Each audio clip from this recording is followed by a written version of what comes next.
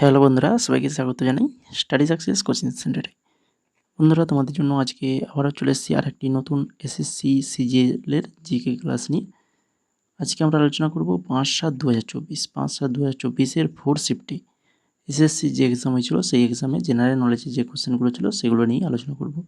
যে কোশ্চেনগুলো তোমরা যারা এসএসসি এমটিএস জিডি সিজিএল এই সকল এক্সামের জন্য প্রিপারেশান নিচ্ছ, তো তোমাদের জন্য কিন্তু ক্লাসটি খুবই গুরুত্বপূর্ণ। প্রত্যেকটা কোশ্চেনই ইম্পর্ট্যান্ট, কেননা আমরা এখানে এক্সট্রা ডিটেলস দিয়ে ক্লাসগুলো আগের ক্লাসগুলো এক্সট্রা ডিটেলস দিয়ে করিয়েছি, আজকেরও ক্লাস কিন্তু এক্সট্রা ডিটেলস দিয়েই করানো হবে। তো এটা আজকে জিকে ক্লাস 20, এসএসসি সিজিএলের জিকে ক্লাস 20 নম্বর ক্লাস। এর আগে আমরা 19খানা ক্লাস করিয়ে দিয়েছি। এই 2024-এর 19খানা শিফট আলোচনা হয়ে গেছে। তো আগের ক্লাসগুলো যারা দেখোনি তো অবশ্যই বলবো প্লেলিস্ট রয়েছে ডেসক্রিপশানে, সেখান থেকে দেখে নাও। আর তোমরা যারা এমটিএস 2025-এর জন্য প্রিপারেশান নিচ্ছ, তো তোমাদের জন্য আমরা 4খানা পিডিএফ ইতিমধ্যে তৈরি করে ফেলেছি। জিকে, কারেন্ট অ্যাফেয়ার্স, স্ট্র্যাটেজিকে, ইংলিশ, এই 4খানা পিডিএফ তোমরা যদি নিতে চাও তাহলে অবশ্যই এই যে স্ক্রিনে দেওয়া হোয়াটসঅ্যাপ নাম্বার দেখতে পাচ্ছ 6294528484 এই নাম্বারে মেসেজ করো, যার মূল্য রয়েছে মাত্র 199 টাকা। 4খানা পিডিএফ পাবে 199 টাকায়। এরপরে দেখো 1 নম্বর কোশ্চেন আমরা শুরু করি আজকে ক্লাসের প্রথম কোশ্চেন। 1 নম্বর ক্লাস, তেরাতালি নৃত্য, খুবই ইম্পর্টেন্ট নৃত্য, কিন্তু এটা এক্সামে আসে। তেরাতালি নৃত্য নিচের কোন রাজ্যের? এটা হচ্ছে রাজস্থানের একটি খুবই বিখ্যাত নৃত্য তেরাতালি নৃত্য। এখান থেকে তোমাদের এক্সট্রা ডিটেলস আরও কি মনে রাখতে হবে দেখে নাও। তেরাতালি হচ্ছে রাজস্থান রাজ্যের একটি ঐতিহ্যবাহী লোকনৃত্য। এই নৃত্যশৈলী তার অনন্য শৈলীর জন্য পরিচিত, যেখানে শিল্পীরা তাদের শরীরের বিভিন্ন অংশে 23টি বাঁশি বেঁধে তালে তালে বাজায়। 23টি বাঁশি। তার সঙ্গে মনে রাখো এটি সাধারণত কামার জনগোষ্ঠী কর্তৃক পরিবেশিত হয় এবং প্রায়শই লোকদেবতা বাবা রামদেবের প্রতি উৎসর্গীকৃত ভক্তিমূলক অনুষ্ঠানের সাথে যুক্ত। তাহলে এক্সট্রা ডিটেলসগুলো কীভাবে মনে রাখতে হবে দেখতে পাচ্ছ, দাগ দিয়ে দিয়েছি আমি। এইভাবে কিন্তু এক্সট্রা ডিটেলসগুলো ভালো করে মনে রাখো। তারই সঙ্গে রাজস্থানের আরও যে লোকনৃত্যগুলো রয়েছে কী কী, যেমন ঘুমার রয়েছে, কালবেলিয়া রয়েছে আর ভাবাই, এগুলো কিন্তু রাজস্থানের বিখ্যাত লোকনৃত্য। এগুলো কিন্তু এক্সামে বারবার ঘুরে ফিরে আসে। 2 নম্বর কোশ্চেন দেখো এবার, পুসারলা ভেঙ্কটা সিন্ধু কোন অলিম্পিক গেমস ব্যাডমিন্টনে রৌপ্য পদক জিতেছেন? পুসারলা ভেঙ্কটা সিন্ধু কোন অলিম্পিক গেমসে ব্যাডমিন্টনে রৌপ্য পদক জিতেছেন? সঠিক answer option number 2, Rio 2016। Rio 2016 Olympic games সে ব্যাডমিন্টনে রৌপ্য পদক জিতেছেন পুসারলা ভেঙ্কটা সিন্ধু। এরপরে চলে যাও 3 নম্বরে, জানুয়ারি 2023 অনুসারে নিম্নলিখিতগুলির মধ্যে কে পুদুচেরির মুখ্যমন্ত্রী? বর্তমানেও তিনি রয়েছেন। পুদুচেরির মুখ্যমন্ত্রী রয়েছেন কে? তিনি হচ্ছেন শ্রী এন রাঙ্গাস্বামী, যিনি বর্তমানেও পুদুচেরির মুখ্যমন্ত্রী রয়েছেন। 4 নম্বর দেখো, কোন সালে ভারতীয় সংবিধানে দেবনাগরী লিপিতে হিন্দিকে রাষ্ট্রের সরকারি ভাষা হিসেবে ঘোষণা করা হয়েছে?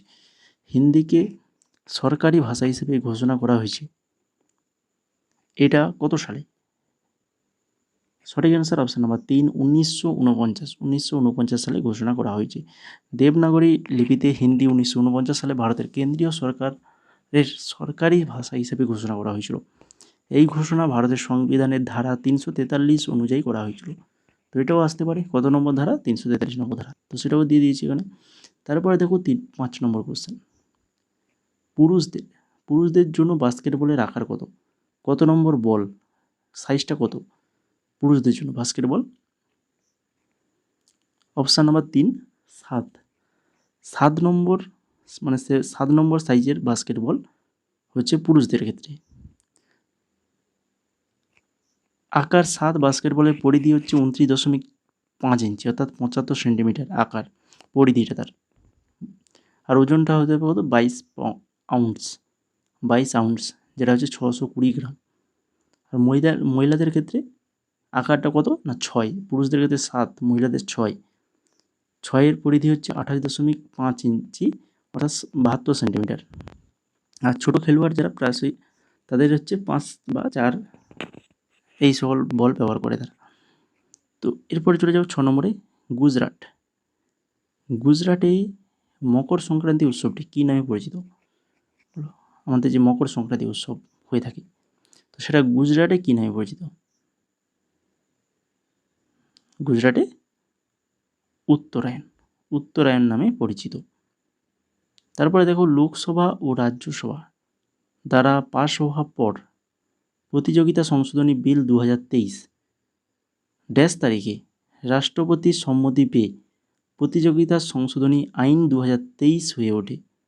বলো, প্রতিযোগিতা সংশোধনী বিল 2023 থেকে প্রতিযোগিতা সংশোধনী আইন 2023 হয়ে ওঠে। কত তারিখে হয়েছে এটা?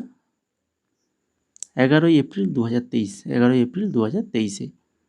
তারপরে দেখো, আইওটি ডিভাইসগুলিকে ডেটা সংগ্রহ করতে এবং নেটওয়ার্কের মাধ্যমে বিনিময় করতে কি সক্ষম করে? অ্যাকচুয়েটর এবং সেন্সার, অ্যাকচুয়েটর এবং সেন্সার সক্ষম করে। এই আইওটি অর্থাৎ ইন্টারনেট অফ থিংস বলতে বোঝায় সেন্সার, সফটওয়্যার এবং অন্যান্য প্রযুক্তির সাথে সংযুক্ত ভৌত বস্তুর নেটওয়ার্ক, যা ইন্টারনেটের মাধ্যমে অন্যান্য ডিভাইস এবং সিস্টেমের সাথে সংযোগ স্থাপন এবং ডেটা বিনিময় করে। বোঝা গেল? পুরোটা ক্লিয়ার হয়ে গেছে নিশ্চয়ই এই এক্সট্রা নোটসে। যদি না ক্লিয়ার হয়ে থাকে ভিডিওটাকে পজ করে আরেকবার রিডিং নিয়ে নাও, হয়ে যাবে।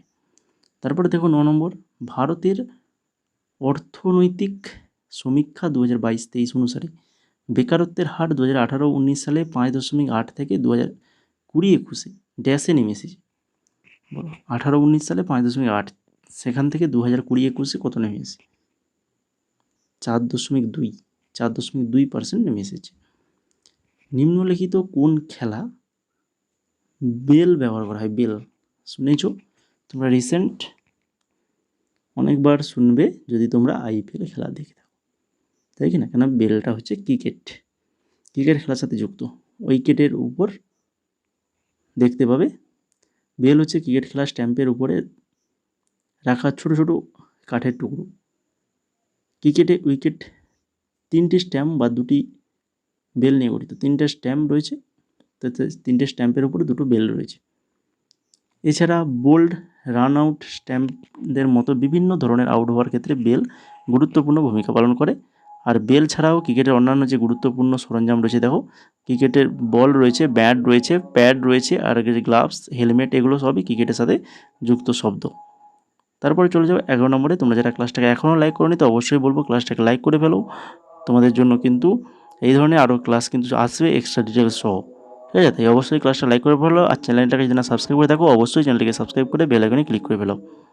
এরপরে দেখো 11 নম্বর কোশ্চেন। 11 নম্বর কোশ্চেনে কী রয়েছে? কোন লোকসঙ্গীত ভারতীয় ও পাশ্চাত্য সঙ্গীতের মিশ্রণ এবং গোয়াতে জনপ্রিয়? গোয়াতে জনপ্রিয় লোকসঙ্গীত, ঠিক আছে? ভারত ও পাশ্চাত্য সঙ্গীতের মিশ্রণ, ভারতীয় ও পাশ্চাত্য সঙ্গীতের মিশ্রণ, সেটা হচ্ছে কোনটা? বলো, কোন লোকসঙ্গীত গোয়াতে জনপ্রিয়? সেটা হচ্ছে মান্ডো। মান্ডো অপশান নাম্বার 1 এখানে হয়ে যাবে সঠিক আনসার। তারপরে দেখো 12 নম্বর কোশ্চেন, দেশাত্মবোধক গান সন্দেশ সে আতে হে, এটা একটা দেশাত্মবোধক গান। কে লিখেছেন এই গানটি? লিখেছেন কে? এই গানটি লিখেছেন হচ্ছেন জাভেদ আখতার। জাভেদ আখতার লিখেছেন। তারপরে চলে যাও 13 নম্বরে, নিম্নলিখিত কোন চোল সম্রাটদের মধ্যে কোনটি ভেলোরের যুদ্ধে পাণ্ড্য রাজা মারাবর্মন রাজসিংহ দ্বিতীয়কে পরাজিত করেছিলেন? বলো, কোন চোল সম্রাটদের মধ্যে কোনটি ভেলোরের যুদ্ধে পাণ্ড্য রাজা মারাবর্মন রাজসিংহ দ্বিতীয়কে পরাজিত করেছিলেন? তিনি হচ্ছেন প্রথম পরান্তক। প্রথম পরান্তক হয়ে যাবে সঠিক আনসার। তারপরে দেখো তালিকা 1-এর সঙ্গে তালিকা 2 এখানে আমাদেরকে মেলাতে হবে। কি বলা রয়েছে তালিকা 1-এ? দেখো প্রথমে রয়েছে নীল বিদ্রোহ, তো নীল বিপ্লব। নীল বিপ্লব এটা কিসের সাথে যুক্ত? তৈলবীজ, সামগ্রিক উদ্যান পালন, না হচ্ছে মাছ, না হচ্ছে আলু? নীল বিপ্লব যেটা হচ্ছে মাছ, মাছের সাথে যুক্ত।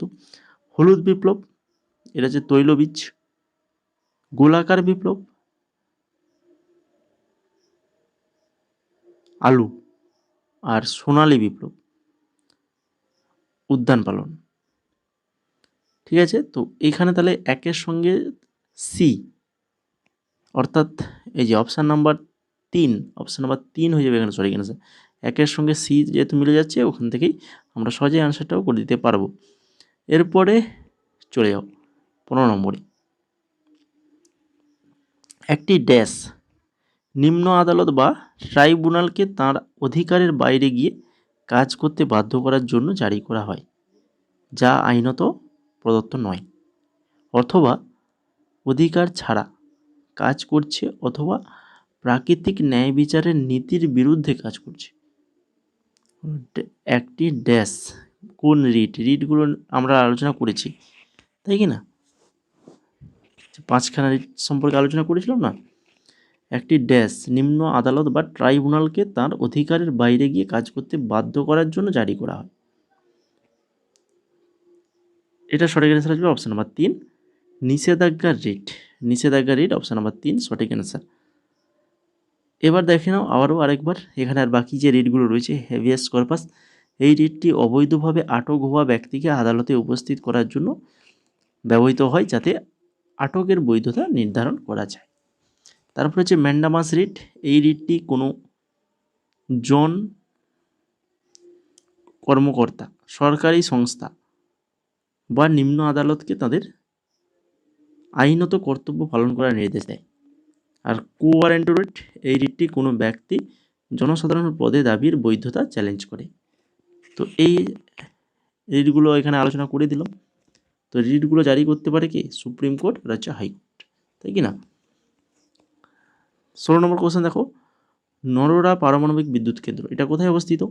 নরোরা পারমাণবিক বিদ্যুৎ কেন্দ্র উত্তরপ্রদেশে রয়েছে। তারপরে দেখো দৃশ্যমান আলোর তরঙ্গ দৈর্ঘ্যের পরিসর কত? দৃশ্যমান আলোর তরঙ্গ দৈর্ঘ্যের পরিসর কত না হচ্ছে 0.4 থেকে 0.7 মাইক্রোমিটার। 0.4 থেকে 0.7 মাইক্রোমিটার। ড্যাশ এর একদিনের দৈর্ঘ্য প্রায় 16 ঘন্টা। কোন গ্রহের একদিনের দৈর্ঘ্য প্রায় 16 ঘন্টা? সেটা হচ্ছে নেপচুন, অপশন নাম্বার 4 সঠিক অ্যান্সার নেপচুন। অ্যাসিড ও ধাতুর বিক্রিয়ায় উৎপন্ন হয়, অ্যাসিড ও ধাতুর বিক্রিয়ায় কি উৎপন্ন হয়? অ্যাসিড আর ধাতুর বিক্রিয়ায় উৎপন্ন হয় হাইড্রোজেন গ্যাস এবং লবণ। হাইড্রোজেন গ্যাস এবং লবণ উৎপন্ন হয়। এরপরে চলে যাও 20 নম্বরে। 20 নম্বরে কী রয়েছে? সর্দার বল্লভভাই প্যাটেল, যিনি ভারতের প্রথম স্বরাষ্ট্রমন্ত্রী ছিলেন, তিনি কোন শব্দ দ্বারা পরিচিত? এই যে শব্দগুলো রয়েছে, এদের মধ্যে কোন শব্দ দ্বারা তিনি পরিচিত? সর্দার বল্লভভাই প্যাটেল, যাকে ভারতের লৌহ মানব বলা হয়, মানব নামে কিন্তু পরিচিত রয়েছেন সর্দার বল্লভভাই প্যাটেল। সর্দার বল্লভভাই প্যাটেলের নেতৃত্বে ব্রিটিশ রাজের সময় গুজরাট রাজ্যে 1928 সালের বারদোলি সত্যাগ্রহ শুরু হয়েছিল। সর্দার বল্লভভাই প্যাটেলের নেতৃত্বে ব্রিটিশ রাজ্যের সময় গুজরাট রাজ্যে 1928 সালে এটা হয়েছিল। তারপরে দেখো 21 নম্বর, 1 জানুয়ারি 2023 অনুযায়ী ইউপিএসসির চেয়ারম্যান কে? ইউপিএসসির চেয়ারম্যান কে না ডক্টর মনোজ সোনি। বর্তমান 1 আগস্ট 2024 থেকে এখন এপ্রিল মাসে আমরা ক্লাসটা করাচ্ছি। মে হয়ে গেছে আজকে, এপ্রিল পর্যন্ত তোমরা জেনে রাখো। প্রীতি সুদান এখন বর্তমানে রয়েছেন। তো তোমরা একবার এক্সাম দিতে যাওয়ার আগে অবশ্যই এগুলো দেখে নেবে ইউপিএসসির চেয়ারম্যান কে রয়েছে। তারপরে দেখো 22 নম্বর কোশ্চেন, পশ্চিমা ঝঞ্ঝা ড্যাশ থেকে উৎপত্তি। কী থেকে উৎপত্তি হয় পশ্চিমা ঝঞ্ঝা? ভূমধ্যসাগর থেকে উৎপত্তি হয়। নিচের কোন এক্সটেন্সটি এমএস পাওয়ার পয়েন্ট অ্যাপ্লিকেশান সংরক্ষণ করতে ব্যবহৃত হয়? এমএস পাওয়ার পয়েন্ট অ্যাপ্লিকেশান সংরক্ষণ করতে ব্যবহৃত হয় নিচের কোন এক্সটেন্স? এমএস পাওয়ার পয়েন্টে যা কিছু তোমরা, যেমন আমরা যদি পিডিএফ কোনো কিছু করি, তো সেখানে .pdf বা কোনো জেপিজি ইমেজ থাকে না শেষে ডট জেপিজি এইরকম। তো এমএস পাওয়ার পয়েন্টে সেটা কী থাকে না, হচ্ছে ডট পিপিটি। তারপরে চলে যাও 24 নম্বরে, ভারতে সংবিধিবদ্ধ তারল্য অনুপাত ড্যাশ দ্বারা নির্ধারিত হয়। ভারতের সংবিধিবদ্ধ তারল্য অনুপাত কী দ্বারা নির্ধারিত হয়? ভারতীয় রিজার্ভ ব্যাংক দ্বারা কিন্তু এটা নির্ধারিত হয়। এখান থেকে দেখে নাও, ভারতের বিধিবদ্ধ তরলতা অনুপাত অর্থাৎ স্ট্যাচুটরি লিকুইডিটি রেশিও অর্থাৎ এসএলআর, যেটা শর্ট ফর্ম হচ্ছে এসএলআর, নির্ধারণের জন্য ভারতীয় রিজার্ভ ব্যাংক অর্থাৎ আরবিআই দায়ী। লাস্ট কোশ্চেন আছে ক্লাসের 25 নম্বর, কোন কমিটি মৌলিক কর্তব্যের সাথে সম্পর্কিত কমিটি এটি কোনটা? মোট আজকের 25খানা কোশ্চেন, খুবই ইম্পর্টেন্ট, ভেরি ইম্পর্টেন্ট কোশ্চেন। তোমরা যারা এসএসসি এক্সামের জন্য প্রিপারেশন নিচ্ছ, শুধু সিএইচএসএল নয়, এসএসসি সকল এক্সামের জন্য এবং আরআরবির এক্সামের জন্য কিন্তু এই কোশ্চেনগুলো গুরুত্বপূর্ণ। তো যদি ক্লাসটা ভালো লেগে থাকে তো অবশ্যই বলবো ক্লাসটা লাইক করে ফেলো, বন্ধুদের মাঝে শেয়ার করো এবং তারই সঙ্গে চ্যানেলটাকে যদি না সাবস্ক্রাইব করে থাকো অবশ্যই সাবস্ক্রাইব করে বেল আইকনে ক্লিক করে ফেলো। এই ধরনের গুরুত্বপূর্ণ ক্লাস কিন্তু তোমরা অবশ্যই পাবে আমাদের ক্লাসে, আমাদের এই চ্যানেলে এক্সট্রা ডিটেলস সহ এইভাবেই বাংলায় ক্লাসগুলো। আগের ক্লাসগুলো যারা দেখোনি তো দেখে নাও। টেলিগ্রামে যারা যুক্ত হওনি, ডেসক্রিপশনে লিঙ্ক রয়েছে, সেখান থেকে টেলিগ্রামে যুক্ত হয়ে যাও। আর এই এমটিএসের যে পিডিএফ, এমটিএস 2024-এর জন্য যারা প্রিপারেশান নিচ্ছ বা তোমরা এসএসসি যে কোনো এক্সাম যদি প্রিপারেশান নাও, তাহলে তোমরা কিন্তু এই পিডিএফগুলো তোমাদের কাছে রাখতে পারো।